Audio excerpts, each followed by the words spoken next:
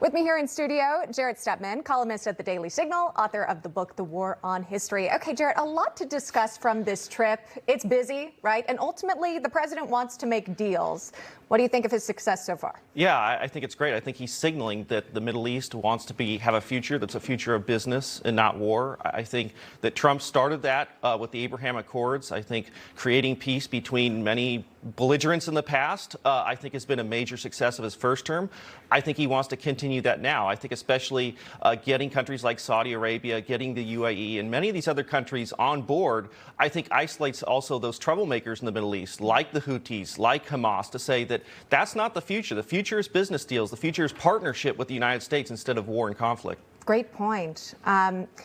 Look, it's interesting, too, because he seems to have just a good relationship with the Crown Prince. You know, when you're just watching it, they seem to get along really well.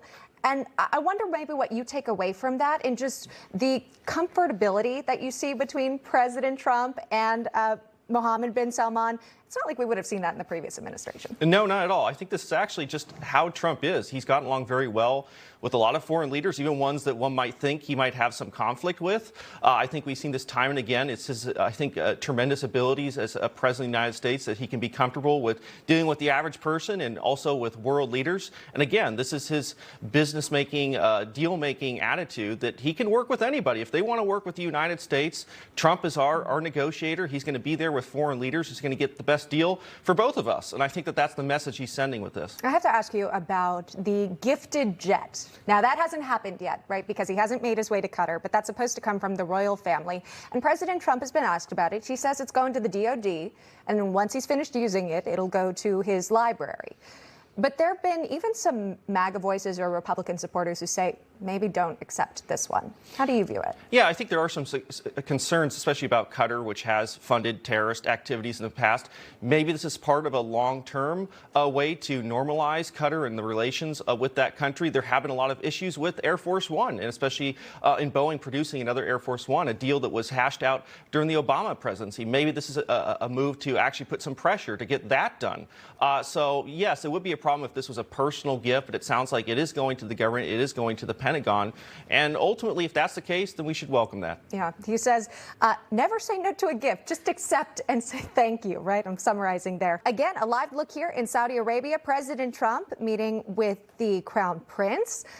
Plenty of activities on tap for today. Amidst all this, efforts to secure financial deals for the president and for really overall the United States.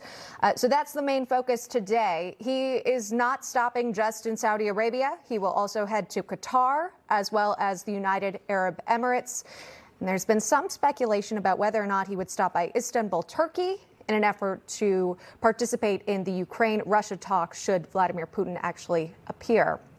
Again, you see the president there taking a seat with the Crown Prince. Let's see if they speak to the media. I'm not quite sure what is in store here in this moment, but let's listen in just briefly and see what's happening in the room. آل سعود ولي العهد رئيس مجلس الوزراء فخامة الرئيس دونالد جي ترامب رئيس الولايات المتحدة الأمريكية أصحاب السمو والمعالي طاب مساؤكم بكل خير. In the name of Allah, the most gracious, the most merciful. Okay, so again, not in English here. So as we see, the president is seated next to the Crown Prince. Jarrett Stepman's here with me.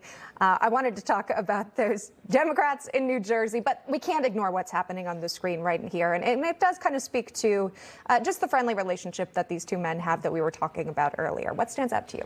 Yeah, it's quite remarkable. It's also remarkable the president's energy in doing all these different trips and all these negotiations with so much happening in the world right now, and his priority on the Middle East. I mean, this is a region that he wants peace and stability. I mean, this is the previous administration tried to cool relations with Saudi Arabia, which I think was probably the wrong call. This is Trump rebuilding that, saying that we do have a future relationship with Saudi Arabia, with Israel, with all these other countries that we want to see as friends and trading partners in the Middle East, not as implacable enemies, not as opposition. So I think this is a great thing. It's a great thing for peace and stability within the region. So, of course, you can't ignore the fact, you know, the president does not have Israel on the agenda for this trip, right? He's in the region, relatively so, but not making a stop. Although we have seen Steve Witkoff in the mix just yesterday when he was there to welcome back that U.S.-Israeli hostage, the last living one who's believed to be at this time. So what does that tell you? Is there some strain between Netanyahu and Trump in this moment? I've heard a lot of people say that. I really don't see it ultimately. I think that Trump, of course, negotiates with everybody separately. He wants to keep everybody sort of on good side with the United States. But Witkoff praising Netanyahu through that deal, I think, was very important. I think Trump has shown every indication that he wants to continue very friendly relations with America's very longstanding ally in Israel. Yes, he deals with other countries too, and I think that's an important part of this process, a symbol that we want to be peacemakers for all parts of the region, not just Israel, but the entire Middle East. There you go. Working to find out the exact details of what the president is signing right now. However, we know he was in the region to sign some business deals with Saudi Arabia right now in this moment, but also hopes to achieve that with Qatar as well as the UAE. So those are in the days to come. We'll keep monitoring this. The president overseas on his multi-day Middle East trip. And again, we are expecting a sort of conference with top business leaders from all over the United States headed to Saudi Arabia. So that'll be happening in our next hour. Stay tuned for that.